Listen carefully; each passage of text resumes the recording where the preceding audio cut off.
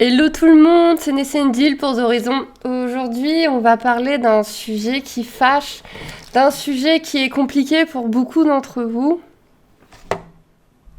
Les araignées, c'est une fausse, je vous rassure. Mais on va parler aujourd'hui d'araignées. Je pense que rien que d'avoir ça dans les mains, ça va en gêner certains. Dites-moi aux commentaires ceux pour qui c'est vraiment compliqué, même juste ça. Je sais qu'il y a vraiment, les arachnophobes, c'est plus ou moins. Je sais que ma fille, donc, qui est arachnophobe, et ça a vraiment piré, elle l'est vraiment fortement depuis les vacances. C'est vraiment le mouvement. Son problème, c'est le mouvement des pattes. Et je sais que Lee, ma meilleure amie, avec qui j'avais commencé la chaîne, pour ceux qui suivent depuis le début, a le même problème. Moi, je ne suis pas arachnophobe. Ma mère l'est, mon frère l'est. Et je l'étais enfant, parce que quand vous voyez votre mère se mettre dans des états pas possibles devant une araignée, vous dites que l'araignée est le pire danger sur Terre, donc vous le devenez. Et puis, je suis rentrée dans le milieu de la terrariophilie, je me suis fait plein de potes qui avaient des mygales, et finalement, j'ai trouvé ça mignon, oui, mignon, et j'ai élevé beaucoup de mygales. Bon, je vais arrêter avec ça, parce que ça va en faire des problèmes à certains. Et j'ai élevé énormément de mygales, et du coup, on perd vraiment toute crainte. Alors après, il va y avoir la crainte du venin, puisque il y a quand même certaines mygales, il faut faire attention, mais l'araignée en elle-même, ne me pose plus de problème. C'est-à-dire que si la nuit, je me réveille pour aller pisser, et qu'il y a une bonne vieille araignée des familles, comme As, qui est en train de se demander où est-ce qu'elle va aller s'installer, je la regarde, et je vais pisser, et je vais me recoucher. J'en ai rien à faire. Je la laisse vivre sa vie, c'est pas mon problème. Et ce que je n'aurais pas été capable de faire enfant, ça aurait été la crise. Et du coup, vraiment, c'est même reconnu, un des très très très bons moyens de lutter contre une peur, c'est de s'obliger, de s'habituer, de rentrer dans cette peur. Alors oui, vraiment, un des très bons moyens de ne plus avoir peur des araignées, c'est de vivre avec une araignée. Et là, j'ai perdu la moitié d'entre vous, le peu qui était là. Non, vraiment. Et donc, je suis en train de faire un exercice avec ma fille que je vous conseille de faire. Alors non, je vous conseille pas d'aller adopter une tripotée de mygales.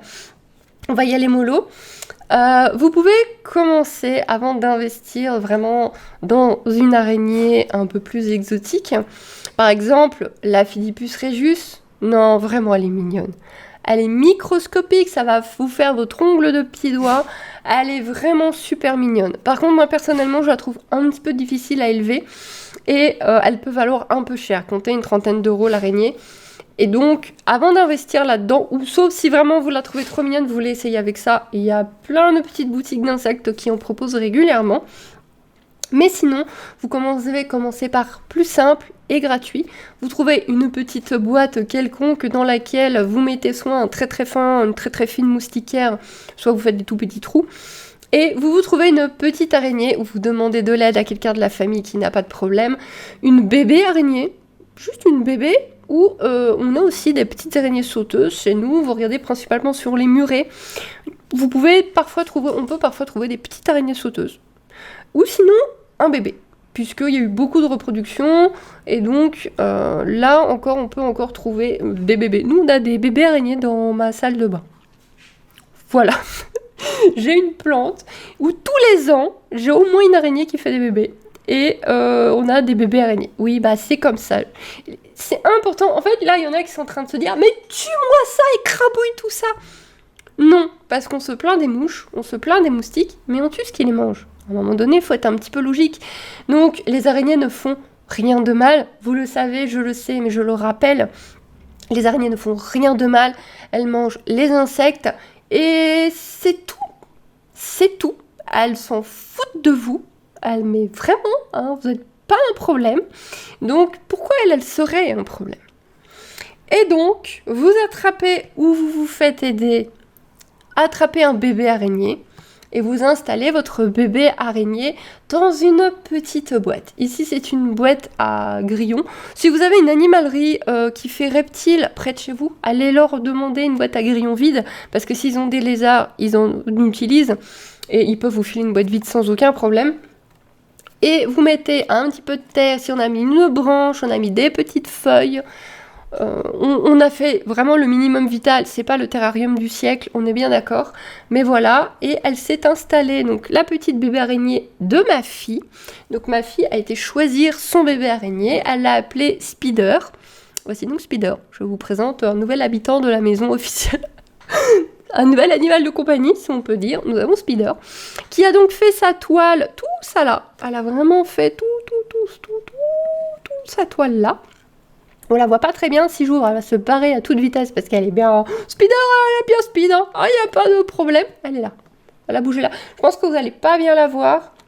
Surtout que c'est un bébé, elle arrête pas de bouger. Elle est arrivée là. Attendez.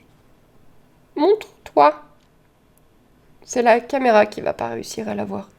Et donc c'est elle qui va la nourrir, c'est elle qui l'arrose, puisque bien sûr il faut pas la laisser dessécher la pauvre, hein, donc on la vaporise à peu près tous les 2-3 jours selon comment ça perd en humidité.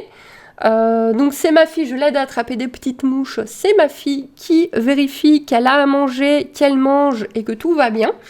Et elle doit aller tous les jours regarder sa petite araignée, vérifier que sa petite araignée va bien. Ça lui arrive même de se promener avec la boîte, ou quand elle est par exemple en train de regarder des dessins animés sur mon ordinateur, elle a sa boîte à côté d'elle.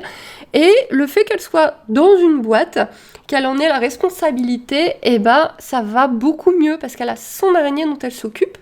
Alors elle a toujours peur des autres grosses araignées, mais elle appréhende mieux le fait que...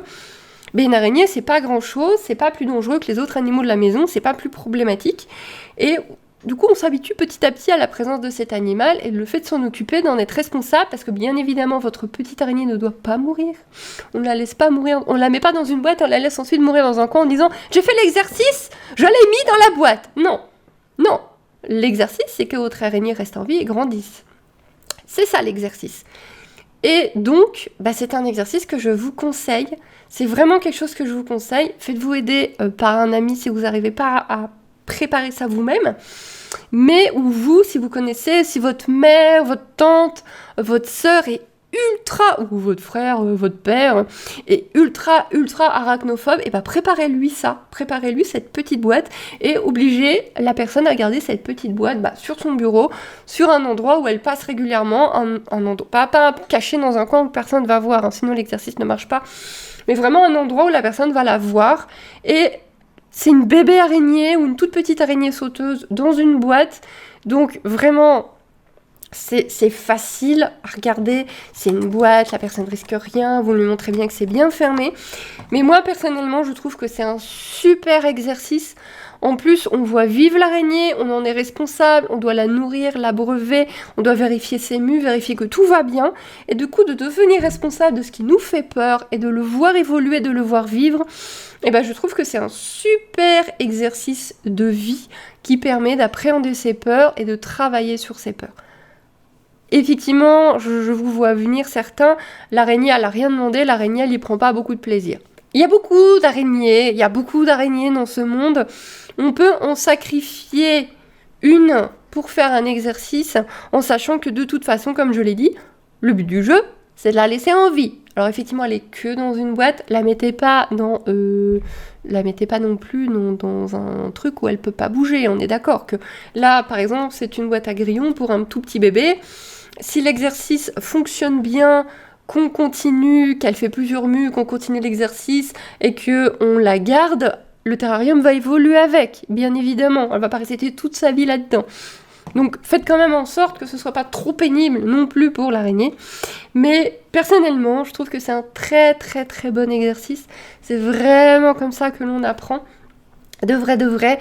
Et donc, essayez de faire cet exercice à une personne que vous connaissez qui est en galère totale avec les araignées. Parce que les araignées, il y en a partout. Vraiment partout. Dans tous les milieux, dans tous les biomes. Je pense qu'il n'y a que dans la glace qu'il n'y en a pas. Donc, il y en a même dans l'eau, il y en a partout. Donc, il faut faire avec, il faut vivre avec, il faut arrêter de les écraser. Elles sont importantes, elles sont vraiment importantes, elles ont vraiment leur utilité.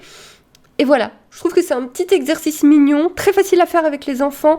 Pareil, si votre enfant n'a pas forcément peur, mais bon, les araignées, c'est un très bon exercice. Ça vous coûte rien du tout, parce que si vous allez demander une boîte de grillons quelque part vide, ça vous coûte 0 €.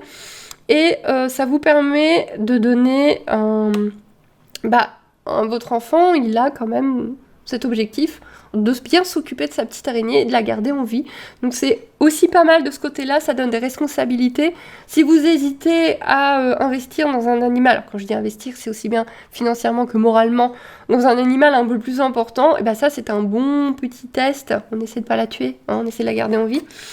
Voilà, c'est une idée que personnellement je trouve intéressante. Dites-moi en commentaire ce que vous en pensez, et si vous décidez de le faire, que ce soit pour vous ou pour quelqu'un, dites-moi le aussi, parce qu'en vrai je serais super contente de voir que d'autres le font et travaillent sur leur peur. C'est important de travailler sur sa peur, ça permet d'avancer. Je vous fais des bijoux, je vous dis à bientôt. Spider aussi vous fait des bijoux. Oui, à sa façon, bon, elle est pas au courant de tout, mais bye bye.